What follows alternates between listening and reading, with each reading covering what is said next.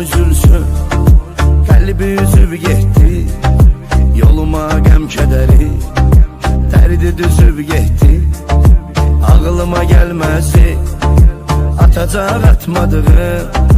Məni çox ucuz satdın, ucuzuna satmadığı. Səninlə gülən adamın, yanağını silən adamın, uğruna ölən adamın, uğruna ölməmisən. Dərdini bölən adamın, dəli kimi sevən adamın, qədrini bilən adamın, qədrini bilməmisən.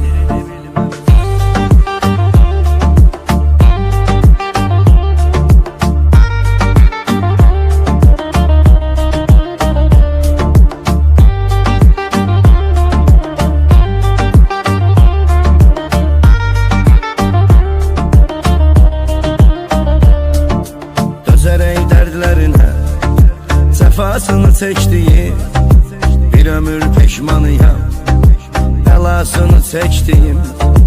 Bütün ümidlərimi kəsib qırıb getdin. Sən mənim ürəyimdən qəfil vurub getdin. Səninlə gülən adamın, yanağını silən adamın, uğruna ölən adamın, uğruna ölməmisən. Dərdini bölən adamın, dəli kimi sevən adamın, qədrini bilən adamın, qədrini bilməmisən.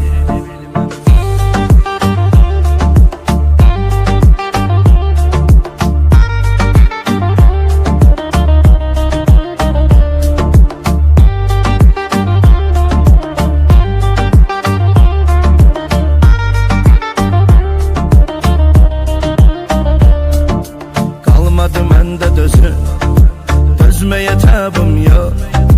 Gəl üzmə mən qəribi, çox istirabım çox. İnan olacaq peşman, faydası olmayacaq. Yuxsuz tək qalacaq, dəli kimi ağlayacaq. Səninlə gülən adamın, yanağını silən adamın, uğruna ölən adamın, uğruna ölməmisən.